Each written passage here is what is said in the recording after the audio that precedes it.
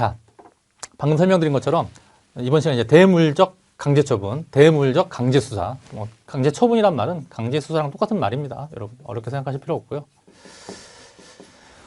증거물이나 물수물, 증거물, 그죠? 말 그대로 증거물, 어떤 범죄의 증거, 그죠? 예를 들면 사람을 살인한 사건이라고 합시다. 뭐 살해한 도구, 칼, 식칼, 뭐 이런 거. 물수물, 예를 들면 도박 현장에서 단속이 떠가지고 그 도박 장소에서 있던 현금 같은 거 있잖아요. 몰수해야 됩니다. 그죠? 범죄 이용된 물건이기 때문에 이런 것을 수집 보존하는 목적으로 하는 강제처분입니다.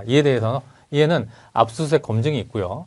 예, 검증은 따로 떼어서 다른 강의에서 따로 떼어서 강의를 할 것이고, 이번 시간에 아까 말씀드린 대로 압수수색만 다루도록 하겠습니다. 자, 아무튼 압수수색 검증에는 당연히 영장주의 원칙이 적용됩니다. 당연히 범죄 혐의가 인정돼야 되고 영장이 발부된 상황에서 이 영장 집행을 통해서만 압수수색 혹은 검증을 해야 되는 것이죠.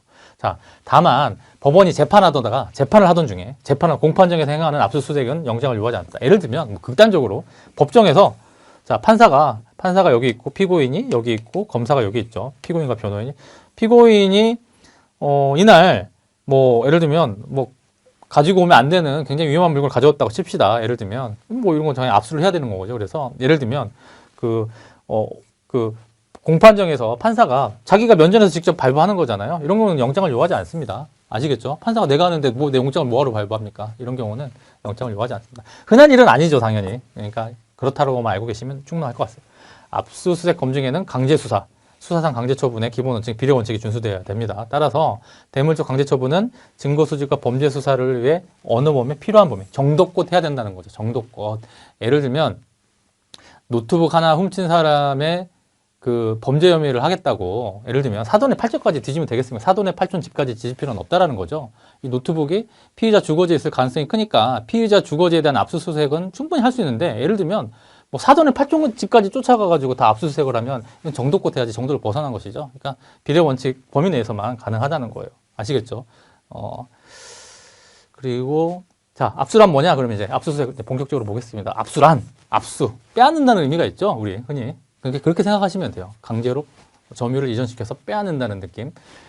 증거물 또는 몰사일 것으로 예상이 되는 물건의 점유를 취득하는 강제처분이에요. 상대방의 동의와 승낙은 필요 없어요. 그죠? 그러니까 영장이 더 필요한 것이고. 자, 그럼 압수 종류는 크게 어떻게 되느냐? 압류와 영치가 있어요. 우리가 일반적으로 하는 압수의 의미는 이 압류라고 생각하시면 돼요. 이거는 예외적인 경우니까 구태여 기억하실 필요까지는 없고, 이것만이라도 정확하게 기억하시면 좋겠습니다.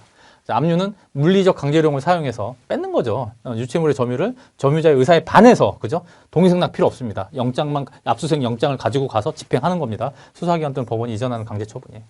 영치는 뭐냐면 수사기관 또는 법원에 대한 점유 이전이 점유자의 의사에 반하지 않는 것으로서 유류물과 임의제출물을 점유하는 경우가 있습니다. 어떤 경우가 있을 거냐면 살해 현장에서 예를 들면 살해 현장에서 극단적으로 해서 이게 좀 예를 들기가 좀 그렇긴 한데요. 예, 피해자 것도 아니고 범인 것도 아니에요. 어떤 살해 현장이 있는데 극단적으로 살해를 한 범인의 것도 아니고 살해를 당한 피해자의 것도 아니고 어떤 제3자가 떨어뜨린 칼을 이용해서 예를 들면 칼로 살해를 했다라고 칩시다. 누구 건지 모르죠? 예, 그냥 있었어요, 현장에. 근데 그 칼을 어떻게 이용한 것 같아요, 우연찮게. 우리 영화를 보면 그럴 수 있는 거잖아요. 어떤 이상한 장소에서 막 이렇게 싸우다가, 그죠? 뭐 살인이 벌어졌다고 칩시다. 그런데 현장에 있는 도구들을 이용하기 시작한단 말이에요. 근데 그 누구 건지 몰라. 이런 경우예요, 쉽게 말하면. 그래서 점유이전이 해당 점유자가 있는지도 모르겠고 점유자 의사에 반하지도 않는데, 다만 뭐 유류물과 뭐 이런 경우에 현장에서 이거 사용됐으니까 가지고 와야 되는 거죠. 이거 영치하는 거죠, 예를 들면. 그리고 반대로 이런 경우도 있어요.